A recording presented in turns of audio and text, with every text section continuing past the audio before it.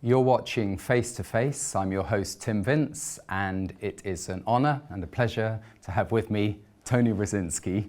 You head up the Coalition for Marriage, among other things, Tony. So thank you for joining us. It's a privilege to be here, Tim. Yeah, and how long have you been with the Coalition for Marriage? A few years now, and it's a very interesting few years, very interesting time to be with them. And again, a real privilege to do work which really is kind of at the heart of the culture war. And when you say culture, you're representing quite a wide group of people who just have a common interest in marriage. Right. Just define what the Coalition so the Coalition for Marriage is the UK's preeminent marriage organisation, marriage supporting organisation, representing tens of thousands of individuals and groups who support this thing, one man, one woman marriage. And our supporters come from all faiths and none. We're not a religious organisation. We approach the subject from a secular evidence base. And we acknowledge other things take place in society. Of course, you've just got to look around.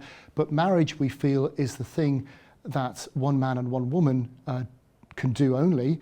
And there's something special and unique about that, which when you look around in all of the secular evidence, marriage brings about the best results for men, for women, for children, and for society. We think it needs to be recognised and promoted for that. Yeah, so it's interesting. You've twice used the term secular evidence-based, and you know, I sometimes look at the secular dogma as a bit of an ideology or religion in itself. But you're representing, or you're trying to appeal, I suppose, to a secular world with evidence which is sort of irrespective of what your religious persuasion is.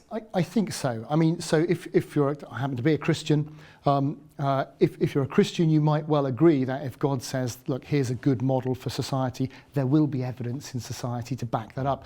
And there certainly is. And a lot of secular people will agree with that. I think Melissa Carney just recently produced a book, The Two-Parent Privilege, which again just looks again at the secular evidence and says, actually, growing up with your married mum and dad, there's nothing else like it. Now, we recognise that, of course, marriages sometimes don't work, abuse, adultery, abandonment, and you know, sometimes what can you do? I grew up with a single parent myself. It wasn't my mum's choice, just one of those things that happens sometimes. But when you look on a population basis, marriage seems to be the thing. There's something unique about that commitment, that public commitment, the bonding together, which leads to best outcomes. Institute Family Studies recently produced research indicating it's the best predictor for adult happiness. Who would have thought? Marriage, you know, still the best predictor for happiness. And the evidence for this, you know, the benefit for children is just beyond belief. You know, it's clearly ahead of any other type of relationship, even cohabitation. And again, that's not a value statement.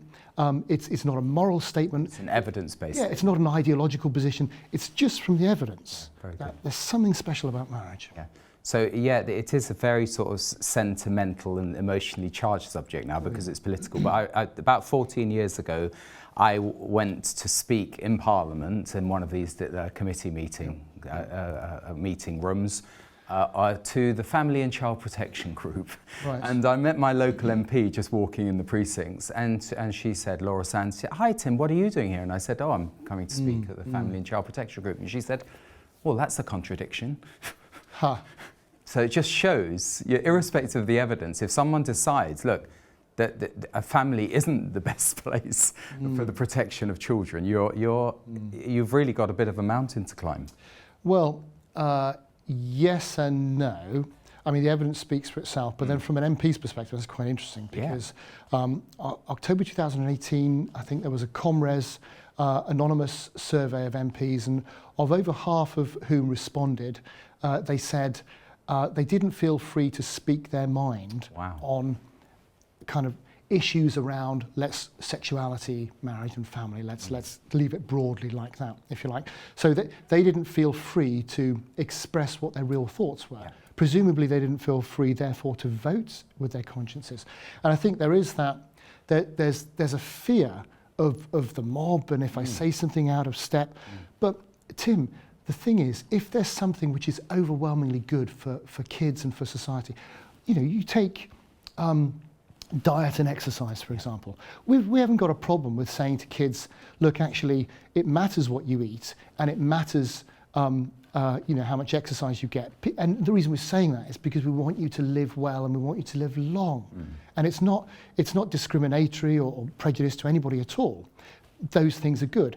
Yet when it comes to relationships, we're kind of thinking, oh yeah, we're not going to go there. But how much more important are relationships, Tim? Yeah. And really, we've got to a stage where marriage is almost the last thing taught in school these days. Yeah. But it's the best thing we should be teaching all of our kids. I agree. And also for a child growing up, what is best for them? And there's a big emphasis on child protection, child safety and the like. Yeah, and the challenge, I suppose, is to find a gentle way of recognising that some people will be offended by what you say, but we've got to navigate a way of being able to say it anyway, because it's about the greater good. That's right. And it just doesn't make any sense for the whole of society. And the greater good helps the people who would object to it anyway. Yeah. Yeah. Now, what I'd like to just open it out, because I'm intrigued, and you might know the answer. Very clever chap. And that is how it has taken the whole Western world. The idea that a traditional position on marriage isn't necessarily good for society. Where did it start, or did it? Or was it something that spontaneously sprung up all over the Western world? It's a good question. It's a good question. So I suppose when you look at anthropology more generally, the tendency of societies are polygamous, throughout history. But actually the societies that do well and succeed are monogamous. Monogamous marriage, one man, one woman, etc., etc. And ours would be considered as one of those societies that, we've got the democratic rule of law, we've got all sorts of useful things that have come about largely because of the influence of Christianity on the culture. You've got Glenn Scrivener's book, The Air We Breathe, you've got Tom Holland's greater work, all those things that explain that. But then I suppose in what we would call a liberal democracy, which is where we live, there are lots of changes that have taken place. So you've got maybe the 1960s divorce laws, which were laws of mercy, because you had women stuck in abusive relationships, which wasn't right, and you needed to find ways of freeing them up. But of course, those laws then become abused, and the law generally follows society. There's kind of a circular feedback loop there, and so the laws become more slack, and so society then abuses those, and blah, blah, blah. You've got the idea, maybe of the fact that as a liberal democracy progresses, it has to find, it becomes liberal for more and more smaller groups, and you get to the point we are today, whereas, in order for that group to live their freedom and their idea of truth, everyone has to deny the evidence of their eyes and ears, etc. And then you've maybe got evil actors who actually want change in order for their own agenda, whatever that agenda may be, and you could probably come up with a few ideas. And then, of course, you've got the idea of principalities and powers and spiritual wickedness in high places and the rulers of the darkness of this world. And you cannot discount that sort of stuff, that, which may well, and again, this, I have to distinguish, Coalition for Marriage has no views on the spiritual aspect of it. We're completely a secular organisation. That's right. But as Christians, we know that there's more than just the secular evidence going on. Which would help explain how things can change so rapidly and for the worst. Yeah, and it's an exponential change. Yeah, which is really sad. I'm just bemused, I suppose, as a punter, when I look at, let's say, the term equality, and as George Orwell said, all are equal, but some are more equal than others. It does seem as though even though they use the language of equality, they don't seem to practice it when it comes to legislation. And I find that, let's say, a non-compromising traditional view of marriage is sort of, it's a religious view, and religion should be respected in the Equality Act, but it doesn't seem to be respected. Well, I've interviewed people, and if I shameless plug, c4m.org.uk, go and join our mailing list, but also have a look at our YouTube channel, because I interview lots of interesting people, some of whom have come against that particular situation in their employment, where an employer has said, well, actually, you may be religious, you may be a minister of religion, but actually this particular aspect of the Equality Act is more important than your aspect of the Equality Act. And they've been brave enough to go to court and to challenge that. And whenever those challenges are taken to the court, generally speaking, successful outcomes come about. Yeah, and if you're clear in your policy, look, you've got an occupational requirement for someone to be a practicing Bible-believing Christian. Right.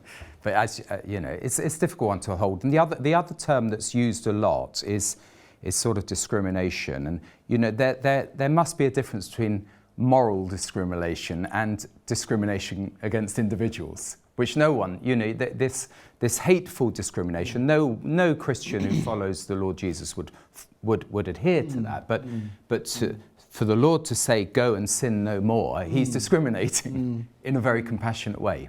Well, the term often used is phobic. Sin, for instance, is a discriminatory term. Yeah, but also the term phobia is often used, phobic of this or that. Well, that means an irrational fear or hatred. Well, I don't know anybody who irrationally fears and hates individuals, let alone an entire group of individuals. Yeah. That wouldn't make any sense at all. But that's separate from saying, look, on the balance of the evidence available, the overwhelming evidence available, we should be talking about the benefits of marriage. We should be talking about that in society a lot more.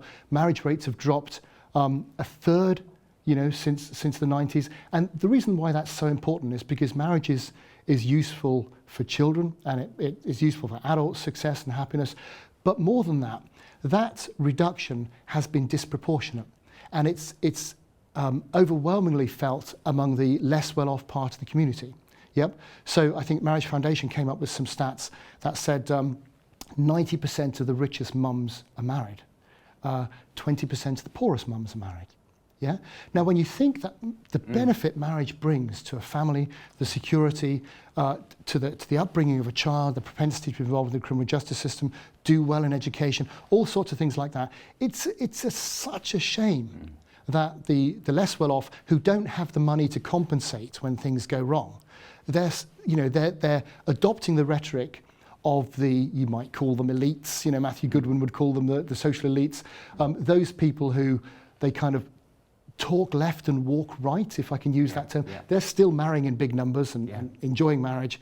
Yet the people who are listening to the rhetoric, who could really do with the benefits, aren't. And that's the real travesty. And there are no benefits in the tax system for being married, even though they were long promised. Yeah. Maybe there are, but they're peanuts. Well, there's no real incentive. And again, we look at the benefit system for the less well-off. It's not as bad as it used to be, but actually it's still, if you move in with the father of your children, for example, you suddenly become a unit for income, and your benefits are affected. So in many cases, there's a disincentive to move in together if you're on benefits, which is absurd. And I get we've got to find a way around that. But equally, at the other end of the scale, there's no incentive for married couples in terms of, well, let's get married because there are other countries provide incentives to encourage people to get married, etc. We don't really have that sort of thing in the country. I'm going to try again on discrimination, because I met a PSHE teacher and asked her what she was currently teaching. He said on discrimination. I said, isn't it part of being human to discriminate between right and wrong? And her answer was, it's wrong to make moral judgments. And then there was this pregnant pause, because she had just made a moral judgment. And isn't it really integral to from the way I see it, to a stable society, that you do have moral reference points? And that one of our problems is that there's a discussion on how to solve social ills without trying to establish what the cause is. Two answers. I mean, firstly, the formal Coalition for Marriage answer is, the stats are very clear around the benefits of marriage. It's not a moral issue. It's an evidentiary issue. Yep. What's best for kids, what's best for society, what's best for bringing out the best version of the next generation is growing up with your married mum and dad. It's just so clear, it's unbelievable. But then we're living in a society, Tim, where we seem to have abandoned all aspects of a subjective boundary on behaviour. It's gone. And once you let that go, it then becomes the province of the loudest or the strongest to discover what those boundaries are. And we're finding that, look at what's happening in the streets. Look at what we're importing from the US in terms of just breaches in the rule of law, flagrant misbehaviour. I have the privilege of talking to thousands of people up and down the country when we hold our meetings, and teachers will tell me about schools, and There's just, it's so much behaviour management problems, et cetera, et cetera. Yeah. And you look around and you think, well, what are we going to do? Where are we going? Is this really what we want? And I don't think we can rely on, we are the West, we've got it right, it'll work out well, because research says, so if you look at people like J.D. Unwin, so he's a guy who was a 1930s Oxford anthropologist. Yep. And I was hoping we'd go there, so pleased to hear this. He's written a book, Sex and Culture, and he tried to he looked at, I think, 87 cultures throughout time, and his question was, why do some cultures succeed, why do some cultures fail? And he found 3 common factors. So cultures that adhere to premarital chastity, cultures that adhere to marital monogamy, man and a woman of course, and cultures that worship a deity, whatever you call those things, marriage, God, whatever you call them, those cultures tended to flourish. And as soon as they let go of those things, he said those cultures tended to have about 100 years left before they ceased to exist. And according to of course, things weren't as bad in the 30s when he was looking at these things. According to his map, though, we're about 70 years through that 100-year cycle. There's a good video on this on our channel if you want to go and have a look at that. So we're about 70 years through that 100-year cycle. And we might think, don't be ridiculous, we're going to last forever. We're the mighty West. Well, there might be, 1.8, 2 billion people who think the way we think. The vast majority of the world think very differently to we think. Yeah? And we've got to recognise we need to preserve what's good about our culture. And one of those good things is the sanctity of marriage and the passing on from generation to generation of good practice, good behaviour, all those sorts and we have moved. I don't know if we're 70 years through, I would think 40, 50, 60 years ago, it was street demonstrations against the traditional positions. Yeah. Now it's part of government legislation. So we're very much the outsiders. I'm saying as a Christian who holds to a traditional Christian view. Yeah, and from a Christian point of view, I don't care because it's not about numbers. Yeah. It's if God be for us, who can be against us? And then I interviewed a lady called Kimberly Ells, who's written a book, The Invincible Family. And it's quite interesting because her conclusion in that book is, actually, families are strong, families are tough, families will survive, and nothing can destroy them. Yep. And government, we know, we've gone through, and there's nothing new under the sun, Tim, we know that too. You look at the Russian Revolution, you look at Maoist China, where the intention was to, in order for the state to get more power, you had to break up families because families don't need big states. And so the 3 ways of doing that: number 1, you trivialize sex, anyone can have sex with anyone. Number 2, you remove the concept of gender, and gender roles, et cetera, get rid of that. And number 3 is you take away this notion of lifelong relationships, and those things sound pretty familiar for what's going on today, don't they? Yeah. But families, I believe, will survive. It's God's model for taking us forward. And Kimberly Ells, talks about it in her book. The interesting thing that she says, which I think is relevant for all parents listening to this, she spoke about communist Hungary and how communism fell in Hungary. She says, and of course, that was in the environment where kids were told to dob in their parents and all sorts of things like that. Horrible. Yeah. She said, well, parents waited till they could trust their children. They were old enough to trust them. And then when they came home from their communist school, they would take them into the basement or wherever, and they would say, what did you learn today? Here's the truth. Yep. And then slowly but surely, you and I know, train a child up in the way they should go, and when they're older, they will not depart from it, right?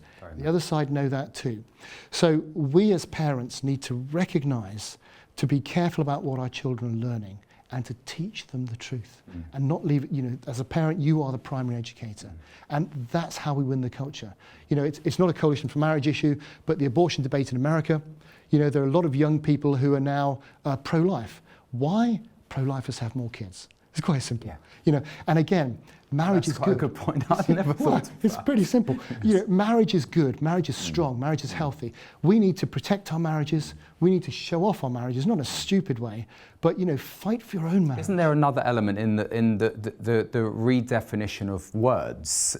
So words are being inverted. So liberal, for instance, isn't what it used to be, or tolerance. And I remember, Amanda Spielman, who's, I think she still is the Officer Chief Inspector.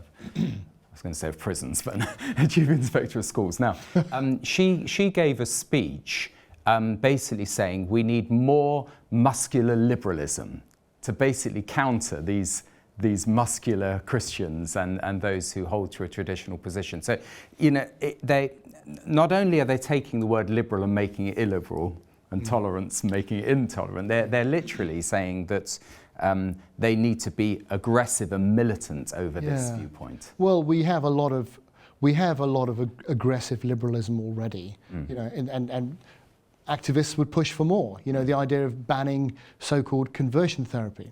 You know, the idea that if you say anything against these things, and if you say, by the way, that's conversion one way, so they wouldn't ban conversion the other way. And that's the point. In fact, they would applaud it. That's the point. And in fact, they would encourage it to happen in schools and for schools to transition people, etc., etc. But actually, if you speak out against that, that then becomes theoretically a criminal offence. So yeah, aggressive liberalism is already here, and it's being pushed quite hard. And again, I think it's kind of time for Christians, for supporters of real marriage who have no faith as well, to kind of think, maybe if I can, I need to get involved in whatever way I can, whether that's expressing my opinion, writing to my MP, whether that's even standing for school governor, getting on the boards of trustees and organisation, your local health board, even rocking up to your local political association, Tim. You know? So take one of my political associations in Cardiff North. There's about 11 people who kind of decide, they kind of pick the names to go out to be chosen for selection of candidates. It's not many people. Amazing. Now there's, I don't know, I could point to churches where there are 5,000 Christians in Cardiff. Can we not find 11 people to rock up together to these political associations, to get involved, and over one election cycle to change the history of the country by influencing who's getting elected, even if not stand yourself? You know, there are things we can do to get involved, and maybe it's time we did that. So, and again, you know, looking at the idea of talents, not all of us can do that, but all of us can do something. And one day, Tim, we're going to be held accountable for what we did with the talents we've been given. I agree. Have we used them? I agree. Have we used them for furtherance of God's kingdom? And that's not just speaking the gospel, because there's a second part to the Great Commission, which is not just telling them about Jesus, teaching them all the things I taught you. Excellent. Right? Have we done that? Are we doing that as Christians?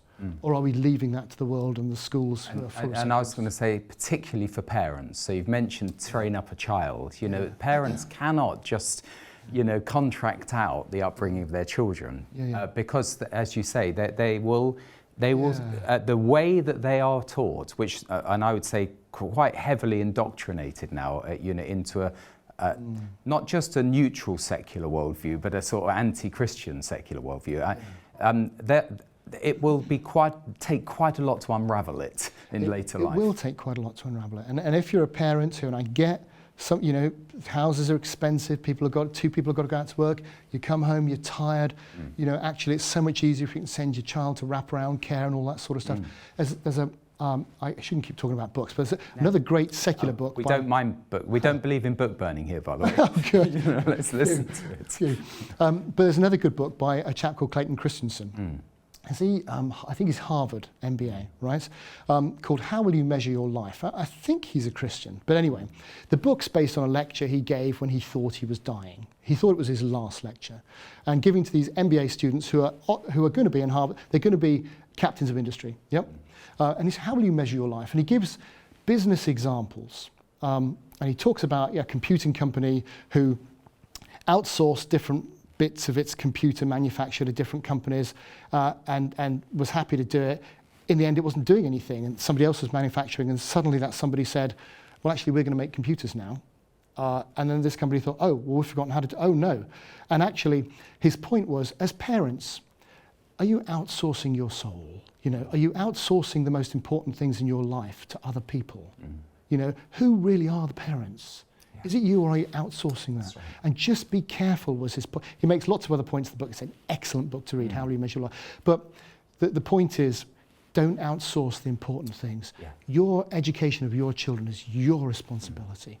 And you must find ways of getting close to them. And it's called free, but actually it's very costly. Oh, absolutely. If your kids are sold down the wrong river, you're going to be paying for it a lot more than the time you invest as absolutely. a Christian parent. But there's nothing more joyful than parenthood, nothing more challenging, nothing more joyful than marriage and parenting, They're the sources of the deepest sadness and the greatest joys. Yeah, no, absolutely. Yeah. Oh, it's such great company, Tony. I could spend much longer talking to you. And we haven't even spoken about your Christian journey, which I should have started with. Another time, whatever. But you're demonstrating it, and you're really out there, as you say, in the wider culture, which is not easy to do, and you need a lot of wisdom and prayer. I'm very fortunate, Tim. Yeah, because I've been sacked. I've been through that process. It's like, oh well, and I found something which I could, lend myself to for as long as God wants me to do it, and it's completely up to Him. Yeah. And from my point of view, it's a privilege. I'm not very good at a lot of things.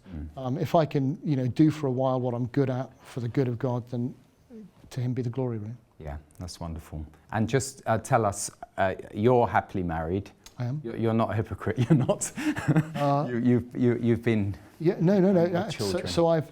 You're doing your bit. I've got 4. Well, I got 4 kids now. If I lived in Hungary, my wife would never pay a penny's tax again because we've got 4 kids. So how great would that be?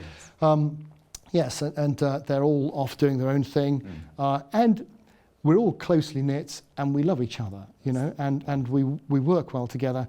And the youngest is in her upper 6th. I've been married to my first wife, Liz, for 28 years. Call her my first wife to keep her on her toes. But that's just purely a joke because, we recognise this is it for life. Yeah. We've both bought into something which we reckon, and I would reckon it's probably about 20 years before I deserved her, even if I do now. And my job let me put this out to husbands. Your job is to win your wife every day, right? So every day she would still choose you. How's that for a challenge? That is so. Go for it. Can you dare do that? I like that. And you are the leader, and it's your job. You take the responsibility and you give all the credit. Yeah.